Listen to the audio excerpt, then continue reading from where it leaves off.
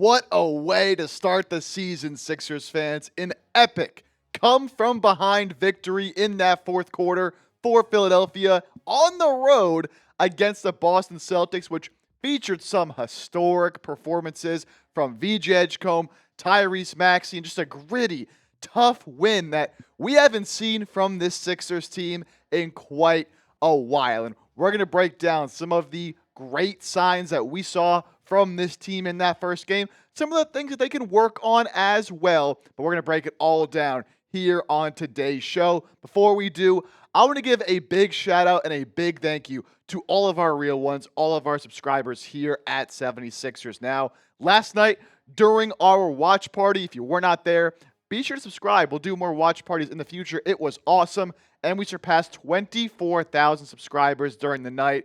Really appreciate everybody who tuned in and everybody who is subscribed to the channel for news, rumors, analysis, and more watch parties like that as well. Be sure to hit that sub button, lock us in right here at 76ers Now.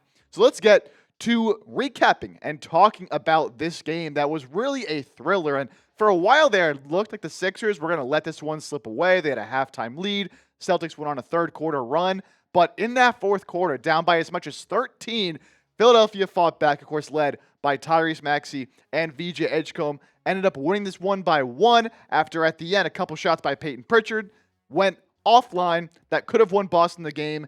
They did not. And we got to start by talking about the rookie, the third overall pick, the phenomenal performance from VJ Edgecombe. Just absolutely historic, and 34, 7, and 3. You see the numbers on the screen. He just looked so comfortable, so in control, so aggressive from the start, scoring in a variety of ways. Right in the beginning, had some catch-and-shoot threes, got him in rhythm, started attacking the basket, had a couple big dunks in that first quarter, and was a big first quarter for VJ Edgecombe. And then throughout the night, never settled. I love that he took 26 shots and 13 threes. That is what you love to see. And it was a record-setting night for VJ Edgecombe. He accomplished all of this in his first ever NBA game on the road in a tough place to play at TD Garden in Boston. The most first quarter points ever in an NBA debut by a rookie with 14, beating out a record previously held by LeBron James. Most points in a rookie debut since Wilt Chamberlain in 1959. What are we talking about? Wilt, most points in a rookie debut in 76ers history, beating out a record previously held by Allen Iverson, who had 30 in his rookie debut, and the only player to score 30-plus in a rookie debut this century. Last one to do it, Lamar Odom, back in the late 90s. Man, watching him play, right? VJ Edgecombe really does have a chance to be special. And yes, it was one game, but some of the things you saw in this game against Boston, right? The athleticism was on full display. The finishing, which was a question coming into the NBA, has been phenomenal. The three-point shot was falling, and it looks smooth. It looks good. He was getting open looks off the catch, knocking them down. He doesn't play like a rookie, and even going back to the preseason, right?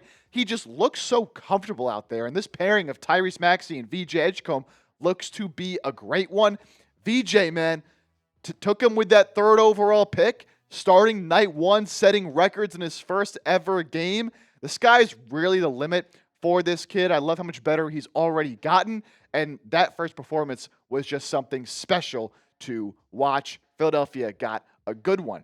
And funny enough, VJ Edgecombe rising up quickly after one game in these Rookie of the Year odds. He was around these numbers here, closer to plus 1,500, I think about plus 1,200 before that first game. And then Cooper Flagg and the Mavs kind of had a stinker in their first game, got dominated by Victor Wembanyama and the Spurs. And obviously VJ had that crazy night. He shot all the way up the rankings to second, and that gap between Flagg and VJ in the odds, that's pretty close. A lot of people thought coming into the year, and I thought this as well, Flagg was kind of a runaway for Rookie of the Year. And of course, it's been one game, but man, VJ Edgecombe really impressed in that first game. And if he can keep doing, he doesn't even need to be that good, but keep doing the things and building on the habits he showed, he could win this Rookie of the Year race pretty easily. So man, what a performance, what a night. Just seeing Philly fans on social media, on Twitter, in the chat during the watch party, just get excited about something like this and have some hope for this young kid. It's just so great to see after what happened last year. A spark of energy, a spark of positivity. It's what this franchise really needed. So spam VJ down in the comment section right now. Show love to the kid, and let's hope he can keep stringing together some good performances. But of course, we got to talk as well about his running mate, his backcourt mate in Tyrese Maxey, who came out and made a statement, as this entire 76ers team really made a statement to the rest of the NBA, but made a statement in this first game. Maxey with one of the easiest and most fluent 40 pieces I have ever seen in my life. Super efficient, 13 of 24, including 7 of 9 from 3. And, a lot of his work coming off the dribble, playing fast in transition. He was uber efficient in transition. And some of the moves he put on some of these Celtics defenders, stepping back, hitting threes, deep threes at that too. Man, it was just beautiful to watch, especially this pairing of Maxey and VJ together. And VJ Edgecombe wasn't the only one setting records here tonight. Tyrese Maxey tied with Hal Greer for the most points in a season opener for Philadelphia 76er with that 40 piece. Again, just played like a grown-up, I think is kind of the best way I can describe this, right? Wasn't playing too fast, was efficient with the shots he was taking, was getting to his spots, and was always under control. And like I mentioned, this duo, which already looks like one of the best backcourt duos in the NBA, setting records as a duo as well. The first pair of teammates to each score 30 points and hit at least 5 threes in a season opener in NBA history. It's never been done before. Truly a historic night for Philadelphia in TD Garden. And look, I've talked leading up to this season about Tyrese Maxey needing to take that leap, right? I felt like coming into the year, he's obviously been a very good player. He's been an all-star. But with the uncertainty surrounding Joel Embiid and what he's going to look like, and we'll get to Joel Embiid here in just a minute, I said Maxey really needed to take that next step and be that 1A alpha type of player, right? Something like we've seen Jalen Brunson do for the New York Knicks, or like we're seeing Cade Cunningham do for the Detroit Pistons. These younger guards that are really taking over and becoming the number one options for their team. Maxey has shown that and showed that in that first game against Boston. Love what he did. You can clearly tell he is the leader. He is the alpha. He needs to keep on doing that again.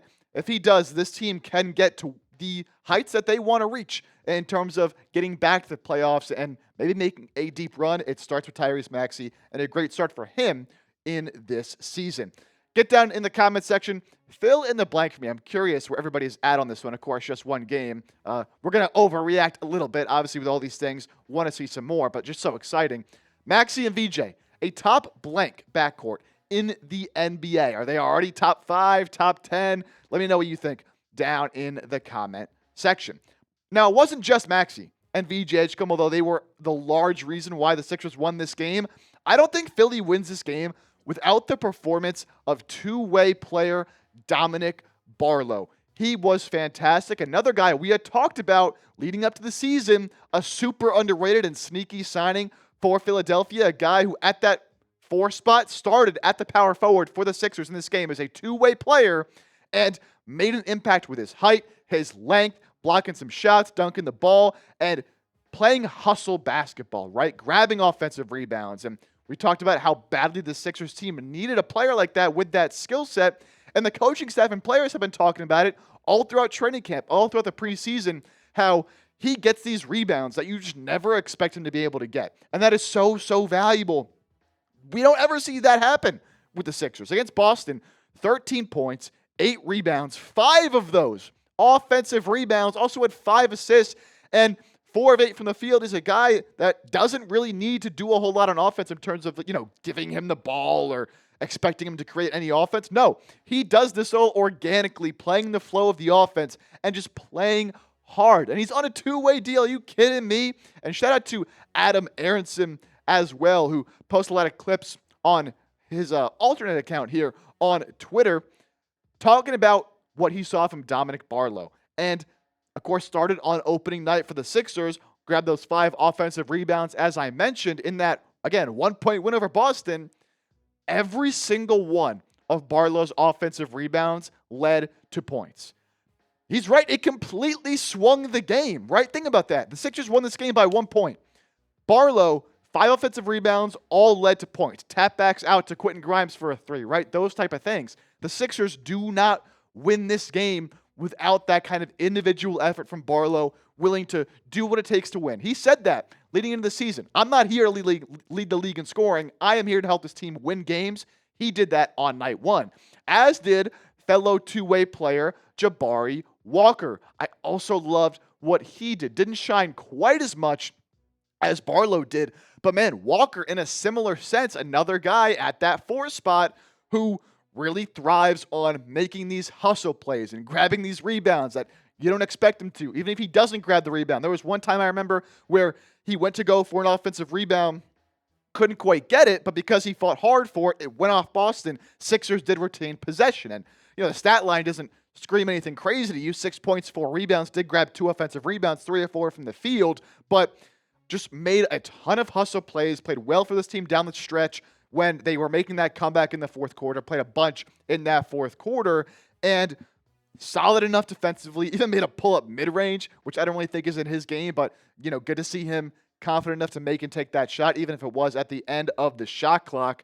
Both Jabari Walker, Dominick Barlow, again, on 2-way deals, they both absolutely deserve standard contracts for the Sixers. Now, with them being on 2-way deals, they can each only play 50 regular season NBA games before the Sixers must make a decision, either sign them to the active roster for the rest of the season or multiple seasons, or return to the G League, right? And right now, Philadelphia has 1 roster spot open. I expect Dominick Barlow, probably by the deadline, will get that last remaining roster spot and that full contract. But I think Jabari Walker deserves to be on this team and in this rotation, especially come playoff time. So Sixers going to have to open up some space for him. I think an Eric Gordon or Andre Drummond, who both did next to nothing in this game. Eric Gordon actually didn't play at all. Drummond very minimally. One of those two could be gone in a kind of salary dumping, roster move opening type of trade in order to free up space for both of these guys to be on standard contracts. They absolutely both deserve that. Still more to get to. Coming up around the corner, we'll talk about Joel Embiid and his rough night. He spoke about it. Obviously, it wasn't great. And I have other observations and takeaways that we can discuss regarding the Sixers-Celtics game. Before we do, though, I want to give a big-time shout-out to today's sponsor here on 76ers Now, and that is our friends at DraftKings. All your favorite NBA players are back, and DraftKings Sportsbook, an official sports betting partner of the NBA, is the place to bet on NBA stars this season. New customers, bet just $5 and get 3 months of NBA League Pass, plus score $300 if your bet wins, paid in bonus bets. Download the DraftKings Sportsbook app and use code SixersChat. That's code SixersChat. Bet $5 and get 3 months of League Pass, plus get $300 in bonus bets if your bet wins. In partnership with DraftKings, the crown is yours. Gambling problem? Call 1-800-GAMBLER. In New York, call 877-8-HOPE-NY or text HOPE-NY 467-369. In Connecticut, help is available for problem gambling. Call 888-789-7777 or visit ccpg.org. Please play responsibly. On behalf of Boot Hill Casino and Resort, Kansas, pass-through of per-wager tax may apply in Illinois. 21 plus age and eligibility varies by jurisdiction. Void in Ontario. Restrictions apply. Bet must win to receive bonus bets which expire in 7 days. Minimum odds required. NBA League Pass auto renews until canceled. Additional terms at dkng.co/audio. Limited time offer. And these were my picks that I had heading in to Wednesday night's game. Unfortunately, this parlay did not hit for me, but this is how easy it is to play. And, an example of something you could go with. I took Sixers money line. Of course, that did hit, but, when you parlay them all together, they all have to hit for you to win your money. I took Tyrese Maxey 25 plus points. Of course, he had 40. That easily hit. The one that did not hit for me, Joel Embiid 5 plus assists. That was unfortunate. Only played 20 minutes, and we'll talk about Embiid right around the corner. If it had hit, could I turn $100 into $465? Unfortunately, I did not, but that is how easy it is to play. Of course, odds and lines are always subject to change. Download DraftKings. Use that promo code SixersChat. Big shout out to DraftKings for sponsoring today's show. Now, let's get to Joel Embiid, because it was a really tough night for him in his debut this season for Philadelphia. Now, look, he hasn't really played basketball in a long time. He played that one preseason game for the Sixers a couple of Fridays ago, but before that, He had that surgery, back towards the end of last season, March, April, around that time frame. And so, he hasn't played a real basketball game in a very long time. And I think that did show against Boston. The stat line, pretty ugly, right? 4 points, 6 rebounds, 2 assists. Shot just 1 of 9 from the field, including 0 of 4 from 3. Was clearly hesitant, was playing on the perimeter for a lot of the time he was on the floor. Didn't want to get into the post. He had Jaylen Brown on him a lot early in this game. Clearly a mismatch, but didn't seem to want to take advantage of the mismatch. Didn't seem to want to get into the post and get dirty inside. He wanted to play on the perimeter, which, understandable with the injuries, not what you love to see. I thought he was moving around pretty well, obviously not jumping a whole lot. He didn't even take the jump ball in this game to start the game. That was Dominick Barlow. And Embiid spoke about his rough night. And look, it's going to be a process with him, as we know, as we go throughout the season. Embiid asked about his rough shooting performance, said, look, I'm good. It's going to take a while, obviously being on a minutes restriction. Again, he only played 20 minutes, playing shorter stints. It's hard to kind of get into the rhythm, but I got to figure it out. That's the way they have it set up. It's annoying, but if I want to play, I don't really have a choice, and I want to be out there as much as possible. And look, it is important for him to be out there as much as possible, even if the shots aren't falling, because Embiid's presence alone does make an impact for this Sixers team. Even when he's not knocking down shots, 1 of 9 from the floor in the night, the Celtics are still setting doubles his way almost every time he touches the ball. And just his gravity alone opens up so much for Maxey, for Edgecombe, everybody else on this team. So just him being out there and his defensive presence as well. There were a couple times where players would drive in. I remember Jaylen Brown in one instance had an open lane, drove in, saw Embiid in there, had to kick out, right? Couldn't get an easy bucket at the rim. So just his presence alone is so important for the Sixers team. And I think eventually the shots will come along as he gets into actual real playing shape. But he talked about playing shorter stints, only played 20 minutes and didn't play a stint longer than 6 minutes at any point in time. So clearly that's the plan the Sixers have set up from here at the beginning of the season. I will say this, a game where Joel Embiid goes 1 for 9, 0 of 4 from the field, only plays 20 minutes, and does not make really his impact felt all that much. There's no way the Sixers win this game last year. They lose this game by 20-plus points. When the Celtics go on that third quarter run and the Sixers get down as much as 13 in the fourth, this game is over, right? Especially with Embiid not playing up to his standards. But this year, man, it's just different, right? The guys are more focused. They've talked about it all off season long. They talked, and Nick Nurse has talked about playing hard, playing physical. Always, you see the Sixers team play and you say, man, that is a team that played their asses off. And you can absolutely say that with what happened last night. Some of my other observations here before we round out today's show. Justin Edwards, out of the rotation, only played, 5 seconds in this game, came in at the end of a quarter as a defensive substitution for Andre Drummond. Outside of that, did not play at all.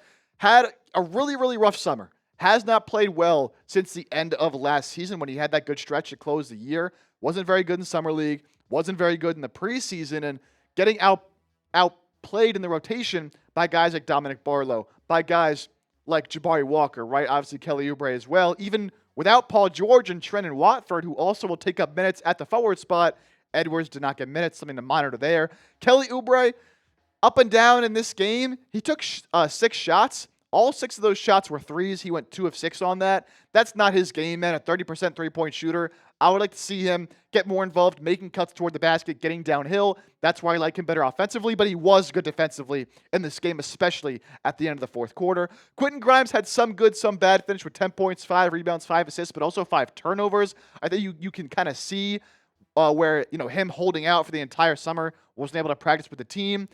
Still needs to get used to playing with his teammates and knowing where everyone's going to be and being on the right, communication with these guys. But he did make some big-time shots and also close this game as well. Dembona had 15 not great minutes, 3 fouls in that time, and there's a reason that he wasn't in there to close the game as well. But I'm going to talk about this closing lineup to end this fourth quarter. So at the start of the fourth quarter, this is what the lineup looked like for Philadelphia. You had Maxey, Grimes, Oubre, Jabari Walker, and Joel Embiid in there. They were only in there with this lineup for just about 3 minutes. And then this is when the Celtics lead started to get larger and larger to start the fourth. And you're thinking, man, this is not going well. But just a few minutes into the fourth, Nick Nurse made an adjustment. He took out Joel Embiid. He said, you know what? He's played 20 minutes. This is around how much you want him to play. He's not really helping us win this game.